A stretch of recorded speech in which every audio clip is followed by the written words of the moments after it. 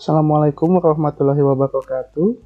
Pada pertemuan kali ini kita akan membahas mengenai uji hipotesis dan pengolahan data menggunakan SPSS versi 25. Jadi sebelum kita nanti ke aplikasinya, kita akan bahas dulu secara sepintas tentang teori uji hipotesis dan bagaimana prosedur nanti untuk pengolahan datanya, sehingga nanti ketika di SPSS paham begitu ya, ketika mengujinya harus menguji apa dulu, rumusnya apa dulu.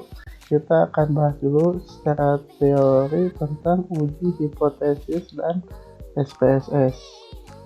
Pengolahan data adalah suatu proses dalam memperoleh data ringkasan atau angka ringkasan dengan menggunakan cara atau rumus-rumus tertentu. Pengolahan data bertujuan mengubah data mentah dari hasil pengukuran menjadi data yang lebih halus sehingga memberikan arah untuk pengkajian lebih lanjut.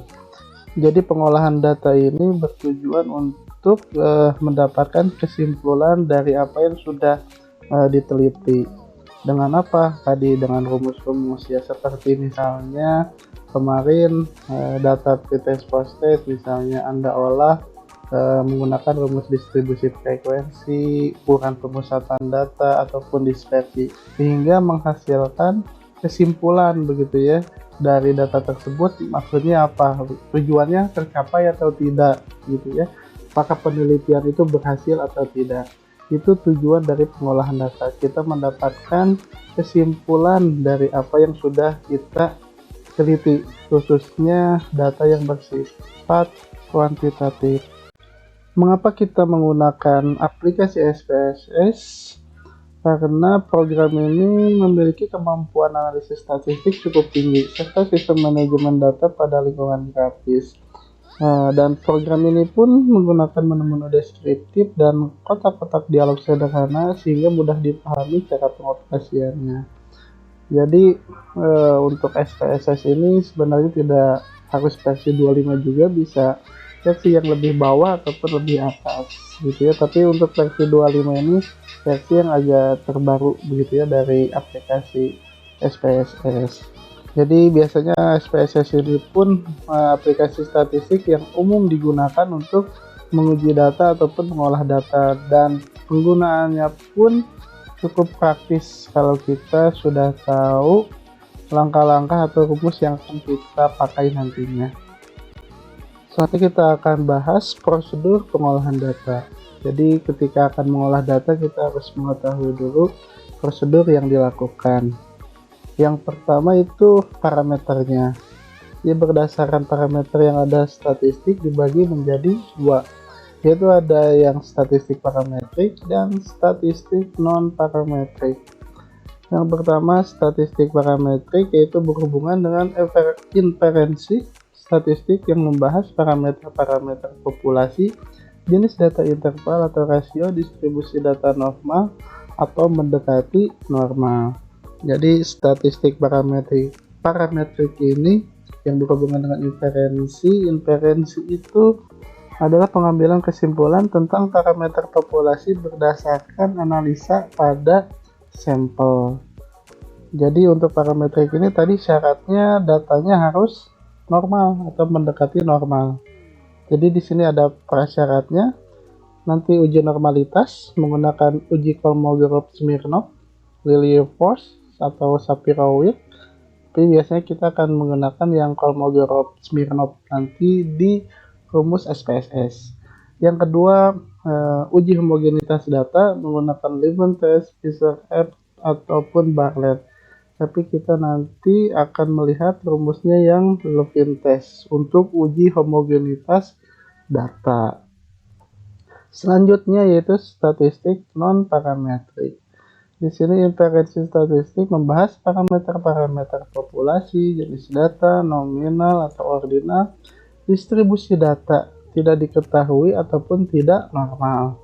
Nah, jika nanti ketika saudara menguji data, uji normalitas dan homogenitas itu tidak normal datanya ataupun tidak homogen, berarti nanti kita lanjut pengujiannya di uji hipotesis itu mengujikan non parametrik. Jadi prosedur pengolahan data ini sebelum nanti uji hipotesis untuk uji T, saudara harus menguji prasyarat dulu. Kenapa harus menguji prasyarat dulu? Karena agar kita tahu apakah pengujiannya itu menggunakan uji parametrik ataupun uji non parametrik. Kalau kita menguji normalitas dan homogenitasnya itu datanya nanti normal dan homogen, berarti ketika uji hipotesis kita menggunakan uji parametrik, begitu ya. Kalau misalnya nanti ketika mengolah data uji prasyaratnya datanya tidak normal, begitu ya, ataupun tidak homogen, itu nanti pengujiannya dengan uji non parametrik dan rumusnya pun nanti berbeda. Jadi untuk pertemuan kali ini kita akan membahas uji prasyaratnya terlebih dahulu sebelum nanti ke uji parametrik dan non parametrik. Kita akan menghitung normalitas dan homogenitas data. Yang pertama kita akan bahas dulu mengenai uji normalitas di uji prasyarat ya. Uji normalitas fungsinya untuk mengukur apakah data yang didapatkan memiliki distribusi normal ataupun tidak ya, sehingga dapat dipakai dalam statistik parametrik ataupun statistik inferensial. Apabila nilai signifikansinya lebih dari 0,05, maka data itu berdistribusi normal. Jadi nanti ketika penghitungan uji normalitas nilainya itu lebih dari 0,05, bahwa jadi dikatakan dari itu normal. Sebaliknya, apabila nilai signifikasinya kurang dari 0,05, maka data tersebut dinyatakan tidak normal. Jadi, kalau kita ingin menguji pengolahan datanya secara parametrik, data itu harus normal, begitu ya. Nanti hasilnya itu harus lebih dari 0,05. Ini merupakan contoh hasil uji normalitas menggunakan rumus Kolmogorov-Smirnov. Jadi nanti saudara ketika sudah menghitung di SPSS akan muncul datanya seperti ini. Nanti di sini akan banyak begitu ya, ada mean, ada standard deviation, begitu ya, dan lain sebagainya. Yang kita lihat untuk melihat apakah data itu normal atau tidak, kita lihat yang paling bawah yaitu same sig to Thailand yang hasilnya 0,54. Kalau rumusnya tadi kan harus lebih dari 0,05. Berarti ini sudah lebih begitu ya. Jadi data ini dinyatakan sebagai data yang normal. Yang kedua yaitu uji homogenitas data. Jadi uji homogenitas ini yaitu pengujian mengenai sama tidaknya variasi-variasi dua buah distribusi ataupun lebih. Jadi kita akan melihat apakah data itu homogen atau tidak. Uji homogenitas yang akan dibahas dalam tulisan ini adalah uji homogenitas Levin test. Jadi nanti kita akan menggunakan rumusnya Levin test. Uji homogenitas dilakukan untuk mengetahui apakah data dalam variabel X dan Y bersifat homogen ataupun tidak. Ini merupakan contoh hasil uji homogenitas Levin test. Jadi nanti akan ada kolom seperti ini. Kita lihat signya, signifikansinya. Ini hasilnya 0,62, berarti lebih dari 0,05.